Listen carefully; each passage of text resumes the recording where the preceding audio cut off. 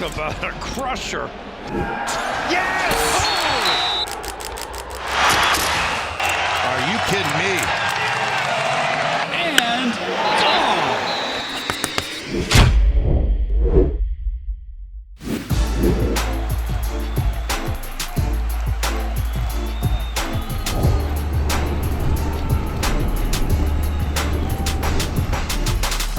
Welcome back to Schoolyard Sports Podcast. On this podcast lane, Frank, we're now episode 127. It's our 127 episodes through, and I got action-packed episode planned for you. We are back after our 2-week hiatus. I'm glad to be back. We got a lot to talk about. We got to talk about NBA Finals, Nuggets winning the championship. Had the fan segment coming up with Roy Kane, another sports personality, another kid. First time we've ever had a kid on the show other than me. Talking MLB, talking French Open, which Novak Djokovic did win, Champions League, Messi to the MLS. So much more. Stay tuned for action-packed episode 127. Let's hop into it.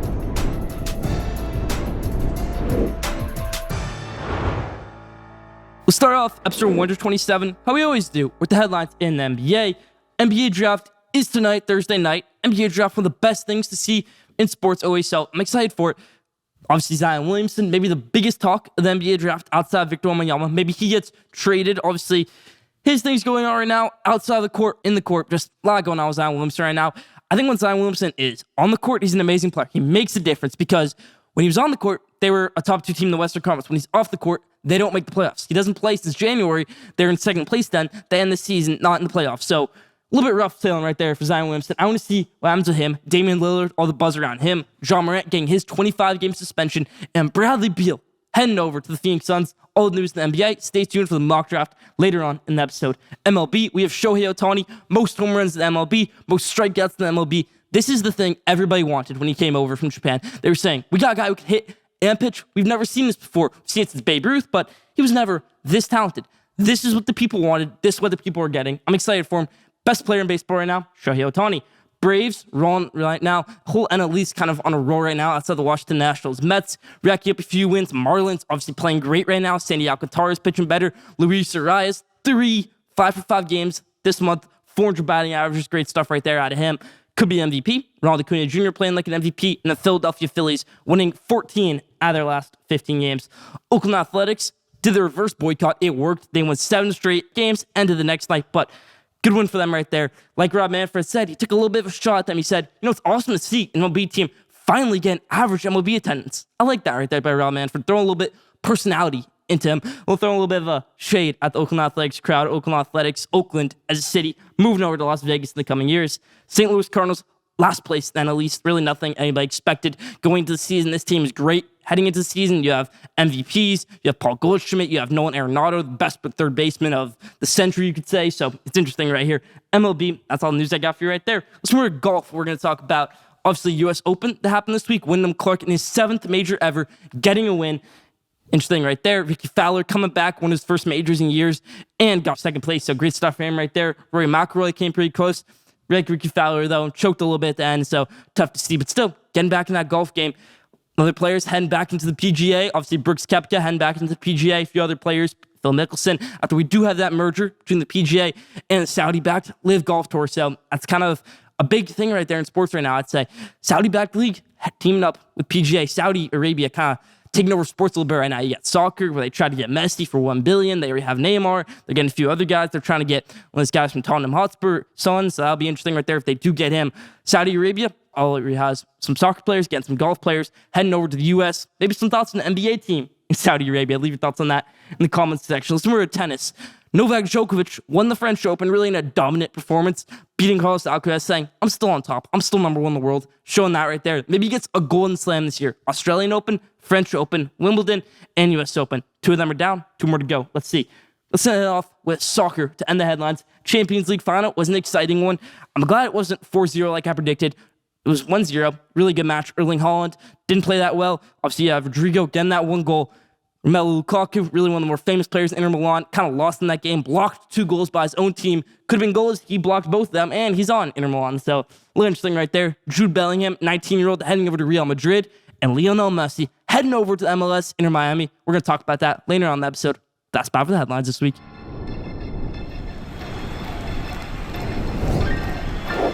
Okay, so let's do a little take the week right. Let me say this right. if you were watching LeBron growing up, if you were watching Michael Jordan growing up, Tom Brady, Ronaldo, Messi, all these guys, did you ever float the term GOAT around there? When they were in their very young stages of their career.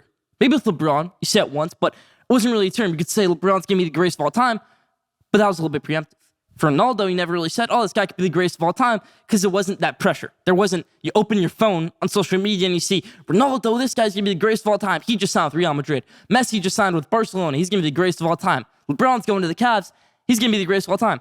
That stuff just didn't happen. Tom Brady, if he wins the Super Bowl, they're not saying he's going to be the greatest of all time that quick, because of a different era. And that's why I think we have a problem in modern day sports. All these legends, these sports that say some of the biggest sports in the world, tennis, you have the big three, Roger Federer, Novak Djokovic, Rafael Nadal, three greatest players of all time, all retiring probably in the next 4 years, whatever it might be. Football, we just had Tom Brady retire. LeBron, his career is going to be done in about 3 years. So there needs to be a new greatest player of all time in sports. Stop that, in my opinion. Stop it. Don't just float that term around there saying, Victor Wembanyama hasn't even stepped on an NBA court. He can be the greatest of all time. We don't know that. He can be the next Hashim to beat. We don't know. That's why I hate it right here. Happens in every single sport. Kylian Mbappe scores 1 goal in the World Cup final at 19 years old. Very impressive. He's already getting FIFA covers after that. He's already getting everything after that, and he can't even win a Ballon d'Or at PSG. That's, if you don't know, basically the MVP of soccer across the whole world, because he doesn't do too much at PSG. He's not the greatest player in the world at PSG, but you see him in the World Cup, he might be, but that doesn't solidify him as the greatest of all time.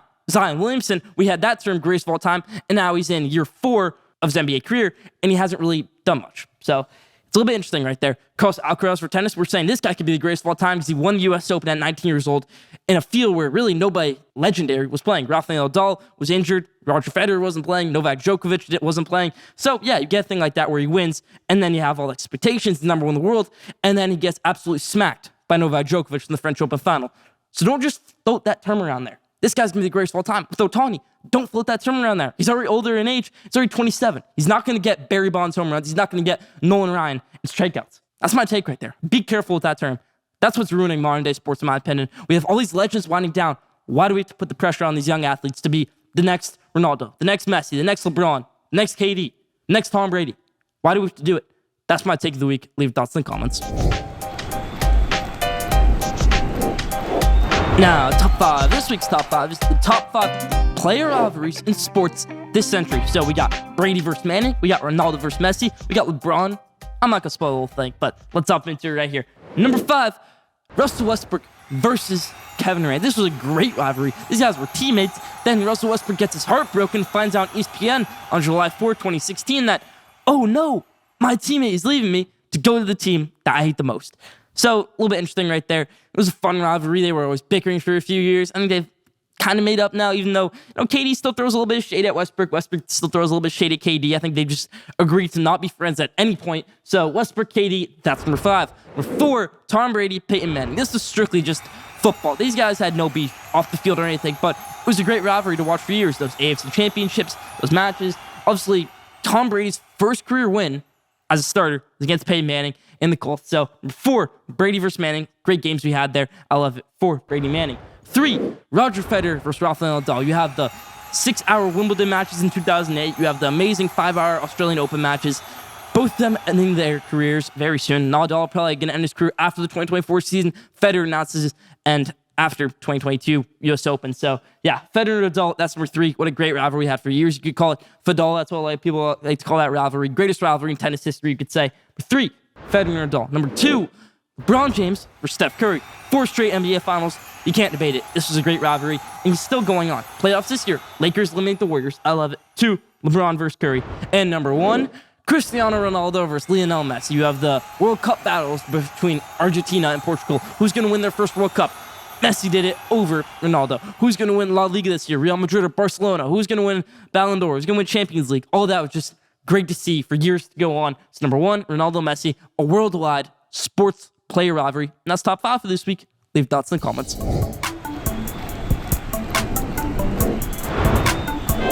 All right, screw sports fans, keeping it going with episode number 127, bringing back the fan site and bringing on one of followers, Schoolyard Sports, another person I follow on Instagram, social media, Instagram sports personality, Roy Kane, hopping on with us today. What's Thanks going for joining on? us, Roy. It is a going on? great day to be here talking with you, Lane, and breaking down some sports. Of course. Yeah, glad to do it. Man, I've never had another kid on this show, so yeah, it's fun to have one. 100%. All right, so yeah. So I know you're big into golf, and you told me that you were at the U.S. Open this week, so kind of give me your thoughts on that. So I was at the U.S. Open on Monday, and there has been a lot of backlash with the fans, how it wasn't the biggest event fan-wise, and that really just didn't meet U.S. Open expectations. And I can agree on that. They even so for the grandstands, I was there on Monday, so a practice round. You could go wherever you want. Mm-hmm. And I found out that Thursday through Sunday, even the grandstands, you have to have a special pass to even go there. So I feel like they really didn't do it as well as they could fan-wise to get it really pumping. Like at Torrey, like Cali and West Coast U.S. Opens are supposed to be like the prime U.S. Opens, Yep. Like Torrey, everything like that. But course-wise, that thing was dialed. I mean, the rough, like you can't see anything better than that. I mean, I was watching guys, hole 14. It's like a par 5, 630 yards. If you go long there, Victor Hovland, he dropped 10 balls. He took like about 10 hacks of each one, couldn't even get on the green. So I think it was a great course. I'm really, really happy with the outcome. I think Wyndham Clark deserved it. I mean, he had a great story, but also I'm a big Ricky guy, and that was sad to watch him fall. I mean, I feel like also I was reading about him, his confidence going into it. He wasn't afraid to fail, but at the same time with an event like that, you got to be kind of scared to fail, so you play at those type of expectations. So I feel like he went in there with kind of like a championship mindset, but a lagging mindset at the same time. And Wyndham Clark was there to just get business done. Yeah, Ricky Fowler, I mean, couldn't even qualify for like majors like this a few years ago, and now he's almost won them. So that was a great thing to see right there. What do you think of Koepka's comment saying the course is maybe not great, not great for him at least? I think these live guys are actually some people to watch out. Like coming up the Open, it's at Royal Liverpool. It's a tough course, 151st Open. And I really think these live guys are someone to watch out to. Koepka and Cam Smith, they make runs in the end. And like Koepka, he has high standards, but he wins, like you can't complain. He went to live, but he has 5 majors under his belt. He just won the PGA. Like he's a dog. And I feel like the course really, he didn't really like it because it's built for players. Like, not every player can like score on it. So if you're playing a cut, like hole 18, final round, Wyndham Clark, he has to par to win it. That 40-yard slice, any other U.S. Open that's in the rough, probably a bogey. But if you hit a draw, you get a little more spin. So it's all, I think, built around players.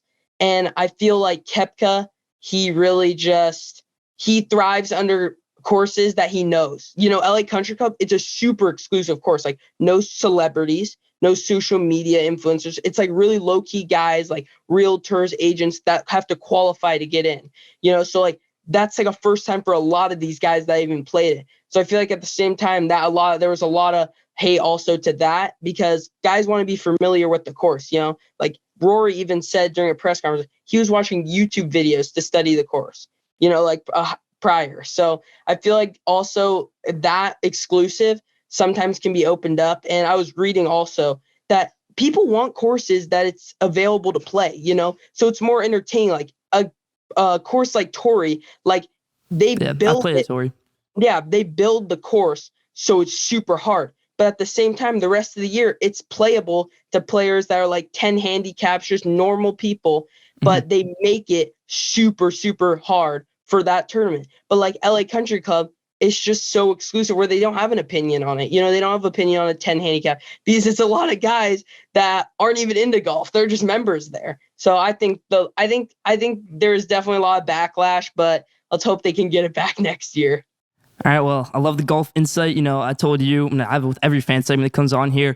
Bring out a big hot take and we'll talk about it. So do you have one? Okay, my hot take. We're moving to the NBA draft.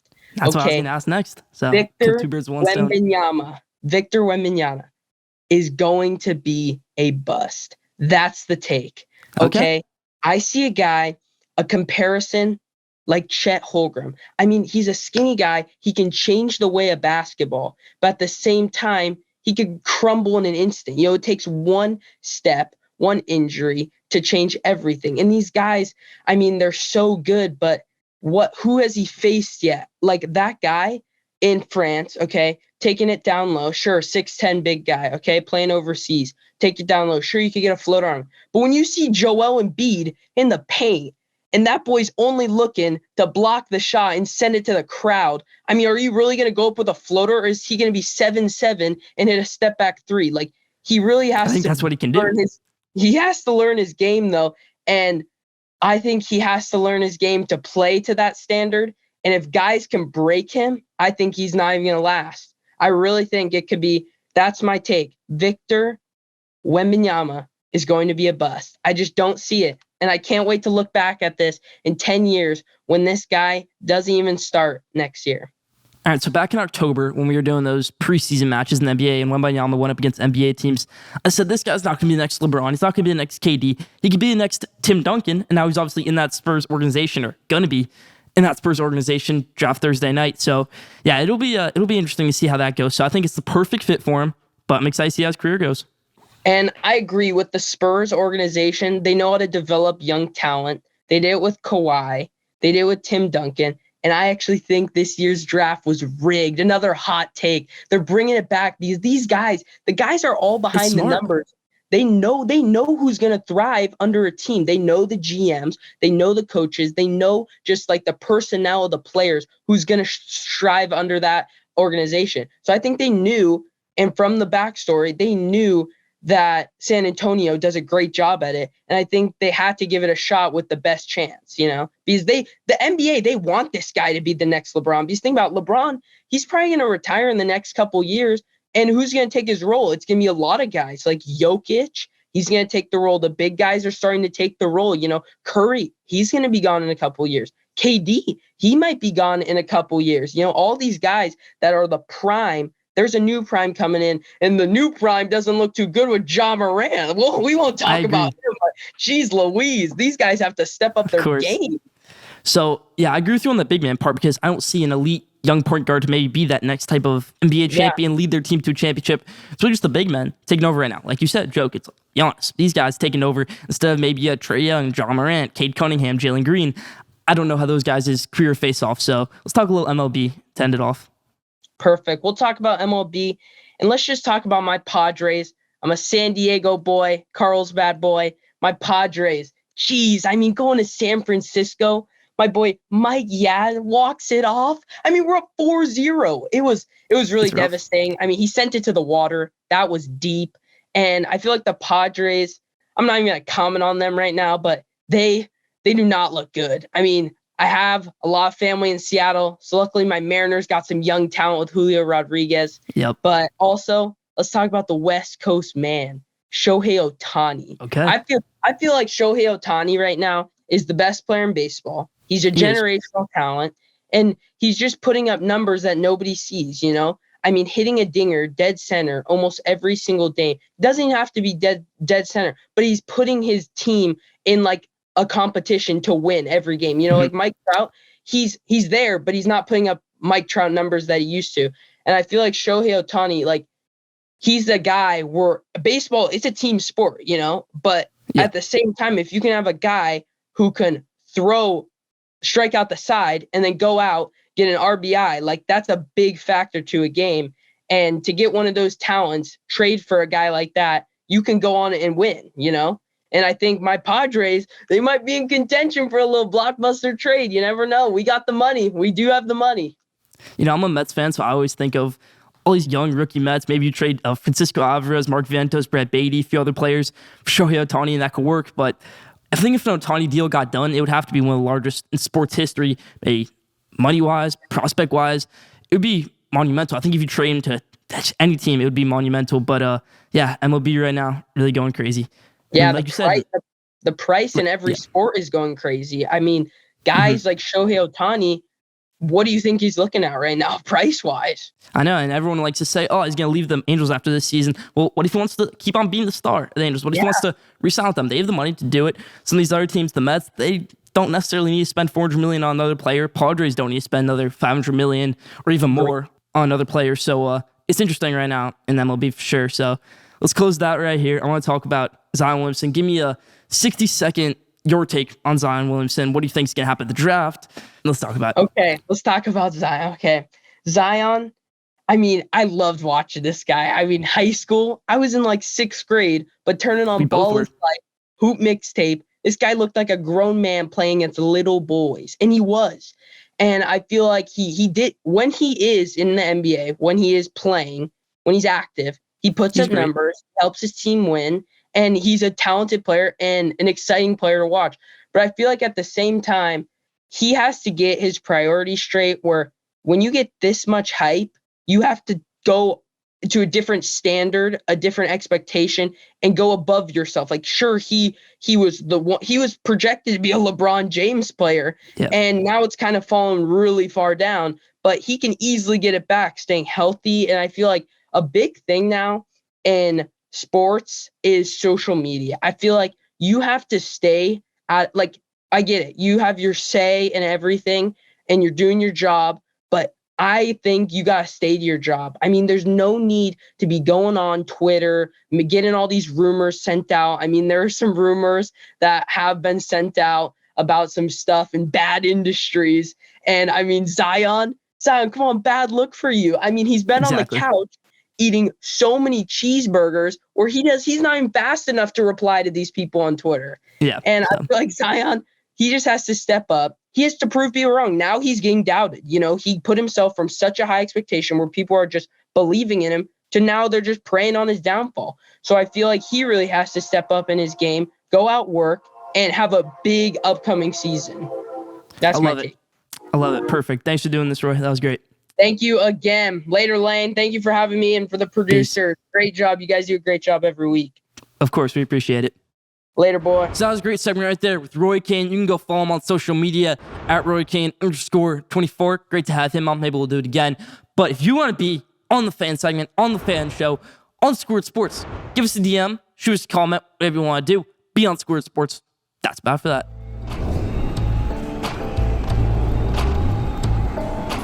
Now, did you know, this week's Did You Know, it's a funny one, and a kind of sad one for a Kansas City Royals fan. Did you know the Kansas City Royals are 0-15 in the last 15 times Jordan Lyles pitches the ball for the Kansas City Royals? His last 15 starts, they're 0-15. Now, that's not 15 losses for him, but he doesn't put them in a winning position.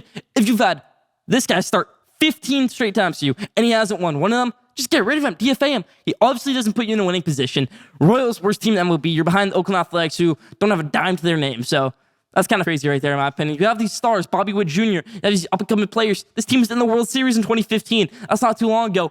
Be better, Kansas City Royals. DFA Jordan Lyles. That's my take right there. That's about for Did You Know this week.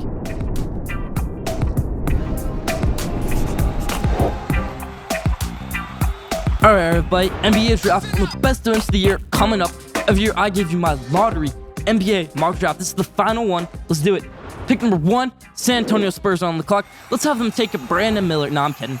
They take Victor Wembanyama. That's a no-brainer. This is the biggest no-brainer since Zion Williamson 2019. Second biggest no-brainer a century behind LeBron James. So, yeah, this is a no-brainer for me. Spurs take Victor Wembanyama at pick number 1. To be next, Tim Duncan for them. Number 2, Hornets take Scoot Henderson. You can have a backcourt, Scoot Henderson, LaMelo Ball. Sign me up. I like that right there. Hornets, number 2, they take Scoot Henderson. Blazers, at pick number 3, a lot of things going on right here. Damian Lillard said, trade me if you don't trade this pick. Trade me if you don't trade this pick. I don't want to be with a young guy. Okay, we'll trade you, Dame. I don't want a Pascal Siakam. I don't want a Bam Adebayo on this Blazers team with Damian Lillard. I don't think they're worth a number 3 overall pick. You know who's worth a number 3 overall pick? Brandon Miller. Next, Kevin Durant, in my opinion. And I've said that since they played Gonzaga back in December. And I truly believe that. Brandon Miller, struggling in the NCAA tournament. Who cares? He had a lot going on off the court. So I think Brandon Miller can develop as a person, develop as a player. He could be an NBA Ivy. He could be the next NBA John Morant if he gets into these things again, but we'll see. Blazers, number 3, they take Brandon Miller. I'm excited for him to watch him in the NBA. I think he could be the next Kevin Durant. Like I said, 3, Blazers, Brandon Miller. 4, Rockets trade this pick to the New Orleans Pelicans for Zion Williamson. High flyer, Zion Williamson goes over to Houston. Ime Udoka, Zion Williamson, Jalen Green, Alperen Şengün. Sign me up. This is going to be interesting. Exciting squad to watch next year, in my opinion. I think it gets done. I want to see Zion in Houston. I want to see him on a new team. I don't think it should be Portland because that's just a horrible career end if you're right there. If you go to Portland, just look at Damian Lillard. If you go to Houston, good young core, good city. I think it's good right there. Maybe get James Harden to come back this offseason. maybe win a championship next 5 years. Zion Williamson goes over to Houston Rockets. So with that number 4 overall pick, Pelicans will take Amen Thompson.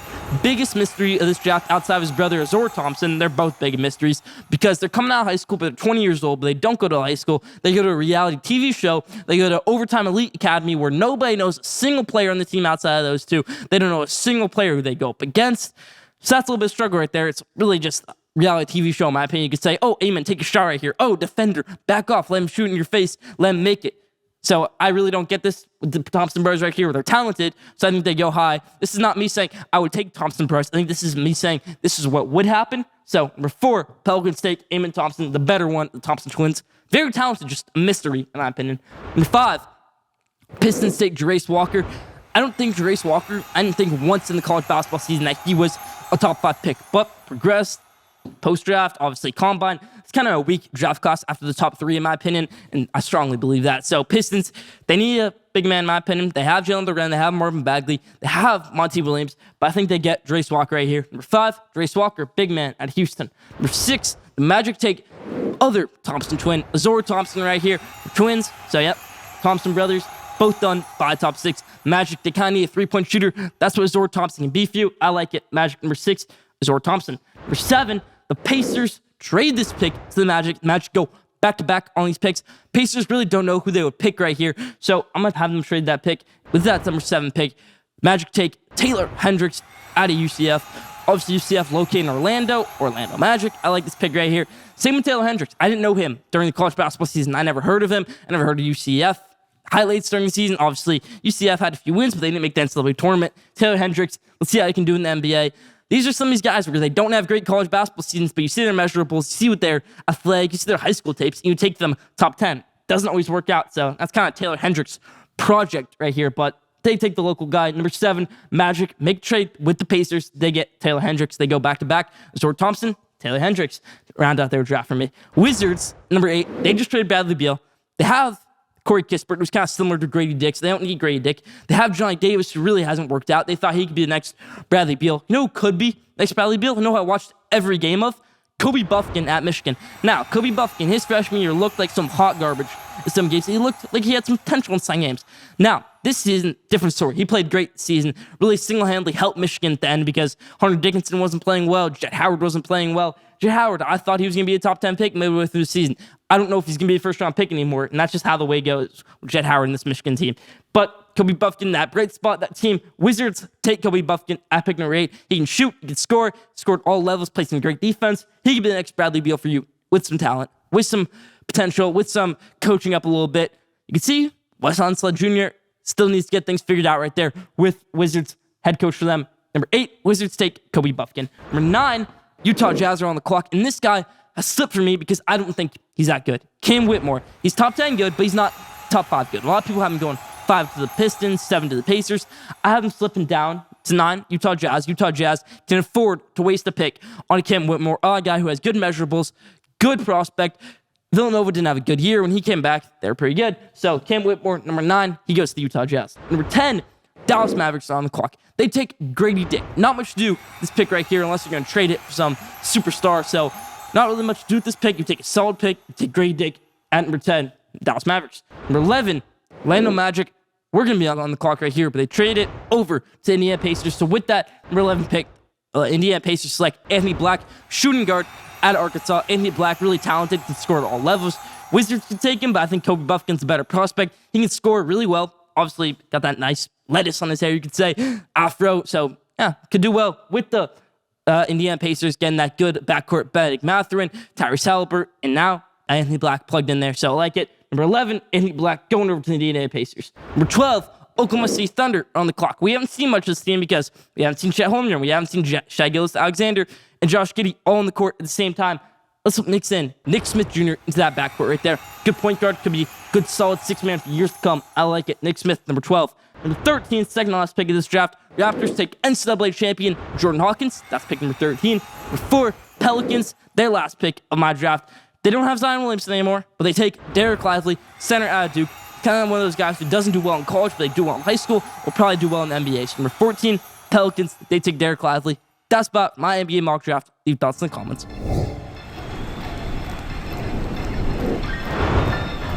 All right, everybody, it's not too early to talk about college football. It's never too early to talk about college football. So let's talk about Caleb Williams, college football's golden child to 2021. Ever since that Oklahoma-Texas game, everyone said he's going to be the next greatest player, including me. But I think Caleb Williams should wait a year, stay one more year at USC after this season. You want to know why? NIL is being part of college football now. He'll be more famous in the Big Ten, in college football his senior year, than he ever will be in his rookie season in the NFL. And I truthfully say that. I believe that from the bottom of my heart. He'll be more famous if he stays at USC until his senior year, goes into the video game, goes into the Big Ten, becomes a cover athlete, becomes all of that, stays at USC, plays at the Big House, plays at Wisconsin, plays at Ohio State, plays at all these good schools, plays in that big conference, maybe wins a championship at USC. That's what college football needs. That's what college football wants. And to be perfect, get that massive NIL deal. Caleb Williams should go one more year at USC after this junior year. Now, I don't know how this junior year goes. Maybe he breaks his leg. Maybe he wins the Heisman. Maybe he wins the national championship. If you win the Heisman and national championship, okay, you can go to the NFL. But, so you don't accomplish those things, then maybe stay one more year. Hop in the Big Ten. Hop on that college football cover. I want to see that right there, Caleb Williams. I want to see him stay one more year at USC. And this is what NIL can offer us. It can offer us someone like Caleb Williams to stay one more year. Someone like Caleb Williams, who has all the talent in the world to go to the NFL, be pick number one ever since his freshman year of college, but they stay until their senior year. So I'm excited right here if that happens with Caleb Williams. That's my spotlight of the week. Talking a little college football, I want to see Caleb Williams go up against my Michigan Wolverines. I want to see Caleb Williams torching the Ohio State Buckeyes. But you got to stay one more year for that. That's about for the spotlight this week. Now, around the base, this is our June MLB Hot Takes Airplay. Midway to MLB season, you could say. We're going to take a 3-week hiatus after this episode, so I want to get my MLB takes in there. Make sure they come true. Let's hop into it. First one, the Mets will make the playoffs. I saw them torch the Astros 11-1. I saw vintage Max Scherzer come out. I want to see what Justin Verlander can do tonight. Maybe he brings out his vintage self. Francisco Lindor playing great. Pete Alonso coming back from injury. This team hasn't really found their stride yet. They haven't had their winning streak yet. Tommy Pham said, we haven't had our winning streak yet. And that's why I'm happy. That's why I'm excited, because we're going to get one.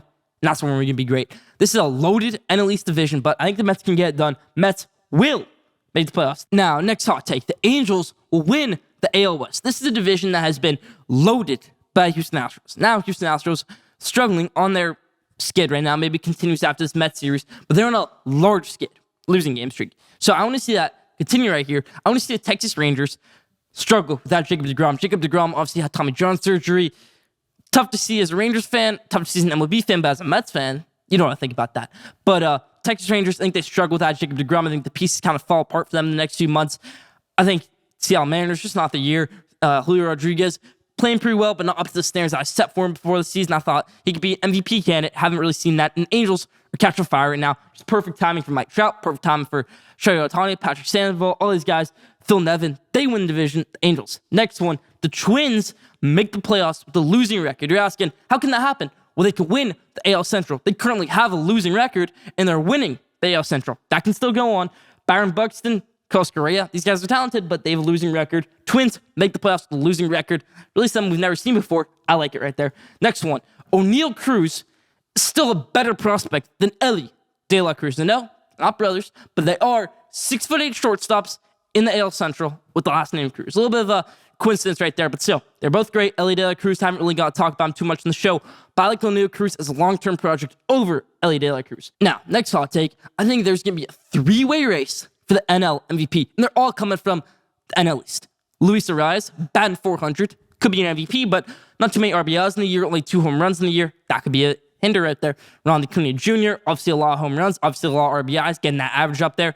And then Pete Alonso, most home runs in the MLB when he wasn't injured, now come back from injury, 1 down in the race to Shohei Ohtani for the MVP. Maybe he'll regain that crown, but average really isn't there. So I think if Pete Alonso can get maybe 50, 60 home runs this year, he'll be in that race. But I like this NL East MVP race between Luis Arias, Pete Alonso, and Ronald Acuna Jr. Pete Alonso never gets the respect he deserves. It's always been Max Muncy's better than him. It's always been Freddie Freeman's better than him. Josh Bell's better than him. Matt Olson's better than him. Stop that. Pete Alonso, maybe the best first baseman in baseball. Stop that hate on Pete Alonso. I like it right here. A 3-way NL East MVP race between Arias, Acuna, and Alonso. One more hot take to end out around the bases. The Dodgers will miss the playoffs in 2023. You want to hear why? They're struggling right now. Got swept by the San Francisco Giants. First time that's happened since 2012. I like it right here, this take, because even with the more teams in the playoffs, I have the Mets making the playoffs. I have the Phillies making the playoffs, I have the Marlins making the playoffs, and the Braves making the playoffs. That's 4 of the 5 teams in the NL East. The Dodgers are going to be the odd man out. I think the Padres might miss the playoffs. I think the Giants and the Diamondbacks might get in the playoffs over Dodgers. Dodgers struggling right now. 3rd place in their division. Really something I didn't expect coming into the season. So Dodgers missed the playoffs for the first time since about 2014. Dodgers missed the playoffs. That's my take. That's about for Around the Base this week. Leave your thoughts in the comments.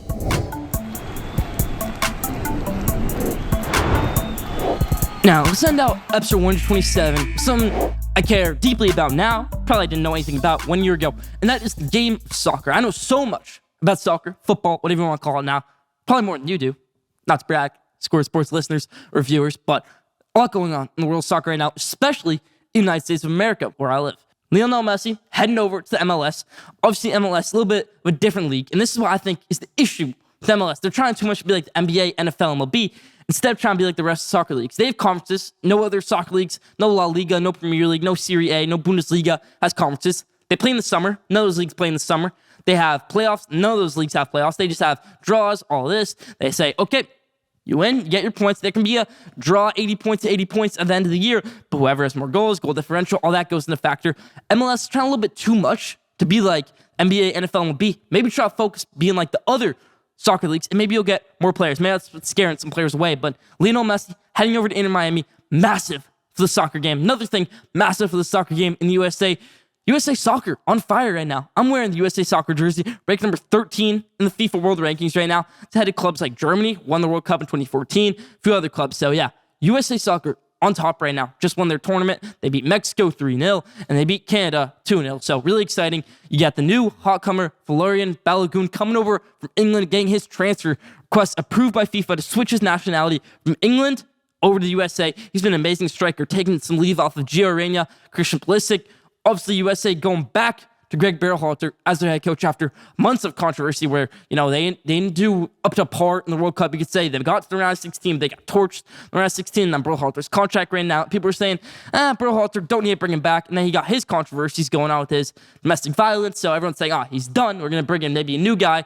And they didn't bring in a new guy. They went into months of a process of having interns. None of that worked out. And they're bringing back Berhalter, who has a horrible relationship with maybe the best player in the U.S. national team, Gio Reyna. So, yeah, a little bit of issue going on right there with the U.S. national team. Bringing back Greg Berhalter. But USA Soccer, something to look out for. Can they bring anybody else over to the MLS? Can USA Soccer maybe compete really well in the 2026 World Cup? Maybe make the final, maybe win the whole dang thing.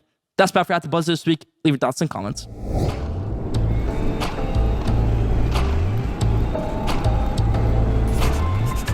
Now, question of the day. This week's question of the day is, what will be the biggest sports headline 1 month from now? Could it be soccer? Could it be NBA? Could it be NFL, MLB?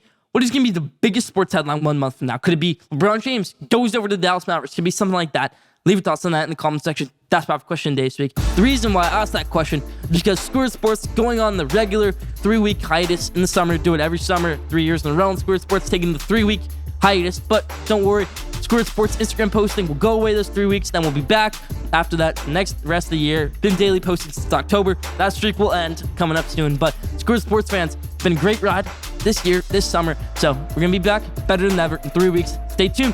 That's Power Score Sports Lane Frank, episode 127.